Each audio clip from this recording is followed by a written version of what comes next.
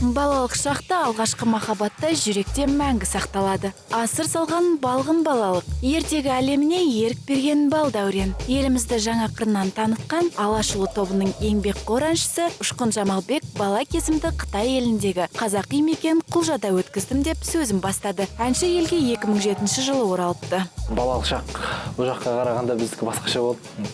Біздің балалық шаққа өте енді көбінде ол жақта көбінде білімге қатты балалар тәрбиелейді. Мектептен бастап енді балалық шақта біз азаннан бастап кешке дейін оқу болды.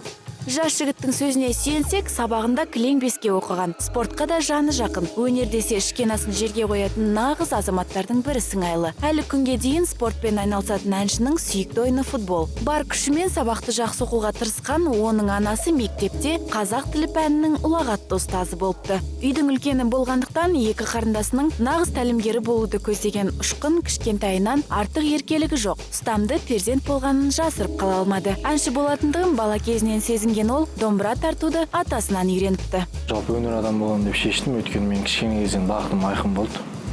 Өйткені біздің атам күйші кісі болды.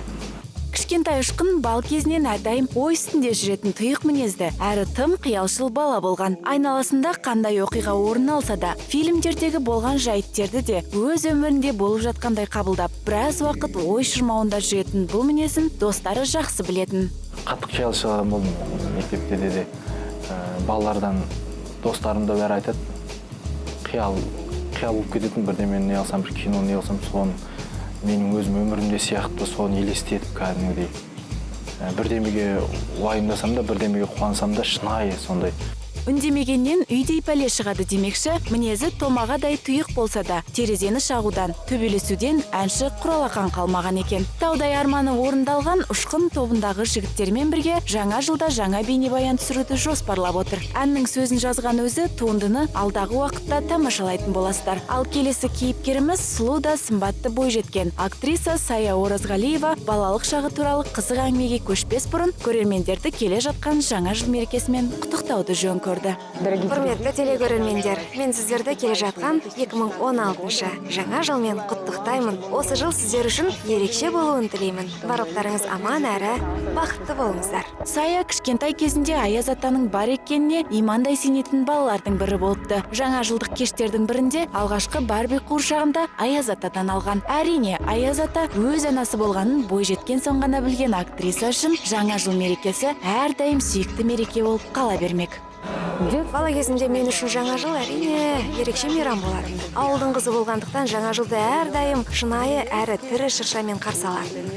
Естеріңізге сала кетейік, көрермендердің көзайымына айналған актриса Шығыс Қазақстан облысында Ақтау ауылында туып өскен. Адам айтса сенгісіз дегенмен сұлу бойжеткен бал кезінде нағыз ер балаша киініп, сөз саптауы ұлдарға ұқсайтын қыз болыпты. Қыздарға еліктеп киінуі мінез құлқы да алғашқы фильмде рөл сомдауынан басталған. Бала кезінде шаңғы, шана теуіп, билеп, ән салатын өте белсенді бала болдым. Ауылда өскендіктен арнайы үйірмелерге қатысқан жоқпын. Қолымнан не келетін болса, барлығына уақыт табатынмын.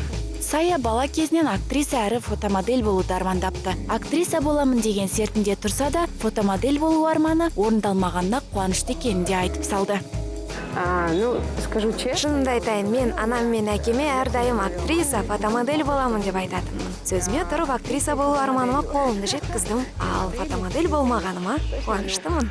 Сіз үшін өте қуаныштымыз. Өзіңізге де жаңа жылды тамаша көңіл күймен қарсы алуыңызды тілейміз. Құрметті телекөрермендер, баршаңызға келе жатқан жаңа жыл тек жақсылық, жағымды жаңалықтар ала келсін. Әрдайым көңілдеріңіз шаттыққа толы, бастарыңыз бақытқа байлаулы болсын. Лаура Қуанышева, Роман Бан, арнайы жаңа күн үшін.